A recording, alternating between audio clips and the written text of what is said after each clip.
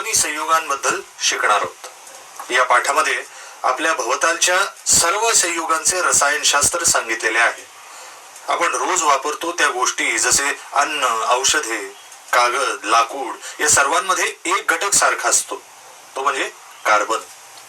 आपल्या भोवतालचे जग कार्बनचे बनलेले आहे असे म्हटलं तरी खोटं ठरणार नाही। खरं तर रसायनशास्त्रज्ञांनी शोधले किंवा विश्लेषण केले आहे की साधारणतः 10 दशलक्ष संयुगे फक्त 4 मूलद्रव्यांपासून बनलेली असतात: कार्बन, हायड्रोजन, नायट्रोजन आणि ऑक्सिजन। या सर्वांमध्ये अत्यावश्यक घटक म्हणजे कार्बन आहे। या कार्बन संयुगांच्या अभ्यासाला ऑर्गॅनिक सेंद्रिय रसायनशास्त्र म्हणतात। जीवनाचं रसायनशास्त्र शोधून काढण्यासाठी हा विषय शास्त्र म्हणून पुढे आला।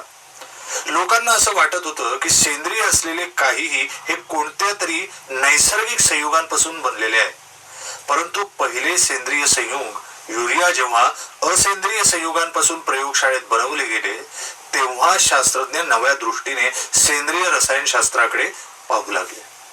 त्यांना विश्वास वाटला की कार्बनी संयुगांचे प्रयोगशाळेत विश्लेषण करता येते। आजकाल आपण खूप सारी सेंद्रिय संयुगे किंवा कार्बनी संयुगे वापरतो जी आपल्या भोवतालच्या सर्व गोष्टींमध्ये असतात: रंग, डाय, पेट्रोलियम उत्पादने, सौंदर्य साधने, अन्न इत्यादी। सेंद्रिय रसायनशास्त्र समजून घेण्यासाठी आपल्याला कार्बनी संयुगांमधील बंध शिकावे लागतील। मागच्या पाठांमध्ये आपण आयनिक बंधांची माहिती घेतली। NaCl चे उदाहरण पाहिले, जे आयनिक बंधाचे उत्तम उदाहरण आहे, ज्यात 2 धनभारित आणि 1 ऋणभारित आयन Na+ आणि Cl- यांच्यातील विद्युत स्थितिक आकर्षण बलामुळे एकत्र राहतात। हा सर्वात बलवान बंध असतो। आयनिक संयुगांना वितळवणे खूप अवघड असते। त्यांचे द्रवणांक आणि उत्कलनांक उच्च असतात। वितळलेल्या अवस्थेत आयन चल असल्याने विद्युत वहन कार्य करू शकतात। याच गोष्टी आपण कार्बन संयुगांमध्ये पाहिल्या तर त्यांचे द्रवणांक आणि उत्कलनांक कमी असतात। याचा अर्थ आयनिक संयुगांमध्ये आंतररेणवीय आकर्षण बल खूप कमी असते। बहुतेक कार्बन संयुगे मिथेन आणि इथेन कक्ष तापमानाला वायुरूप असतात। ही कार्बन संयुगे विद्युत वहन करू शकत नाहीत। या सर्व गोष्टींवरून असे समजते की या कार्बन संयुगांमध्ये आयनिक गुणधर्म नसतात। आपण ज्याला 2 कार्बन अणूमधील बंध म्हणतो ते सहसंयोज बंध असतात। आता आपण सहसंयोज बंध म्हणजे काय ते पाहूया। सहसंयोज बंधांचे आणखी उदाहरण म्हणजे तुम्ही आधी पाहिलेला हायड्रोजन रेणू। हायड्रोजन मध्ये एकच इलेक्ट्रॉन असतो। नजीकच्या राजवायूचे स्थायी असे इलेक्ट्रॉन संद्रूपण मिळवण्यासाठी हेलियम सारखे व्हावे लागते, ज्याचे इलेक्ट्रॉन संद्रूपण 2 पूर्ण करावे लागते। प्रत्येक हायड्रोजनला 1 इलेक्ट्रॉन मिळवणे अवघड होते, कारण त्याचा आकार खूप लहान असतो आणि तो 2 इलेक्ट्रॉनचा प्रभार घेऊ शकत नाही। हायड्रोजन काय करतो तर दुसऱ्या हायड्रोजन अणूबरोबर जोडला जातो आणि मग ही इलेक्ट्रॉनची जोडी संधान करतात, ज्यामुळे हायड्रोजन हायड्रोजन बंध बनतात।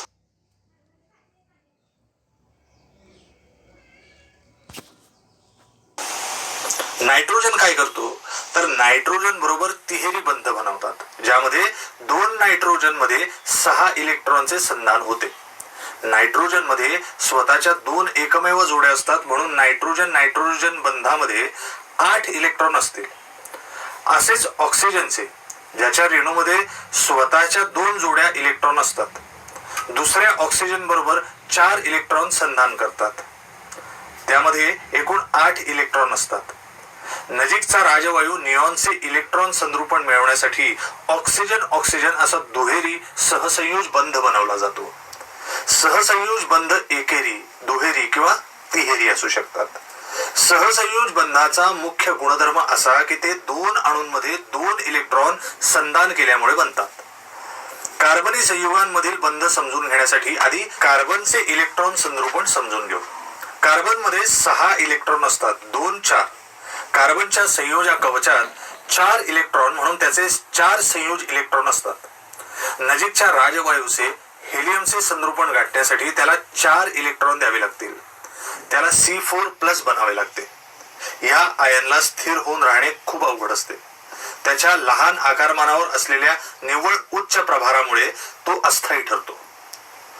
दुसरा नजीकचा राजवायू निऑन। निऑन सारखे बनण्यासाठी कार्बनला 4 इलेक्ट्रॉन मिळवावे लागतील आणि C किंवा C-4 बनावे लागेल. ही कल्पना चांगली नाही, कारण आकार आणि भार यांचे गुणोत्तर खूप लहान असते. म्हणजेच खूप छोट्या इलेक्ट्रॉनवर खूप जास्त भार होतो. त्यामुळे कार्बन 4 इलेक्ट्रॉन देणे किंवा 4 इलेक्ट्रॉन घेणे पसंत करत नाही. त्याऐवजी तो 4 इलेक्ट्रॉन दुसऱ्या कार्बन बरोबर किंवा दुसऱ्या मूलद्रव्याबरोबर संधान करतो. उदाहरणार्थ, खूप वेळा कार्बन कार्बन बंध बनतात जिथे कार्बन त्याचा 1 इलेक्ट्रॉन देतो आणि दुसरा कार्बन दुसरा इलेक्ट्रॉन देतो. खरोखर एक जोडी इलेक्ट्रॉन संधान करून बंध बनवतो. आपण मिथेनचे इलेक्ट्रॉन संरूपण पाहू. हे ल्युईसच्या इलेक्ट्रॉन ठिपका संरचना पद्धतीने दाखवले जाते. या बाबतीत संयोजा कवचातील प्रत्येक इलेक्ट्रॉन एका ठिपक्याने किंवा फुलीने दर्शवला जातो. केंद्रस्थानी असलेल्या कार्बन 4 संयोजा इलेक्ट्रॉन पैकी एक इलेक्ट्रॉन हायड्रोजनच्या 4 इलेक्ट्रॉन बरोबर संधान करतात आणि 4 हायड्रोजन सुद्धा त्यांचे इलेक्ट्रॉन संधान करतात व कार्बन हायड्रोजन बंध बनतात. असे 4 कार्बन हायड्रोजन बंध बनले की आपल्याला मिथेन हे संयुग मिळते. 2 अणूंमध्ये 2 संयोजा इलेक्ट्रॉनच्या संधानाने जो रासायनिक बंध तयार होतो त्याला सहसंयोज बंध म्हणतात.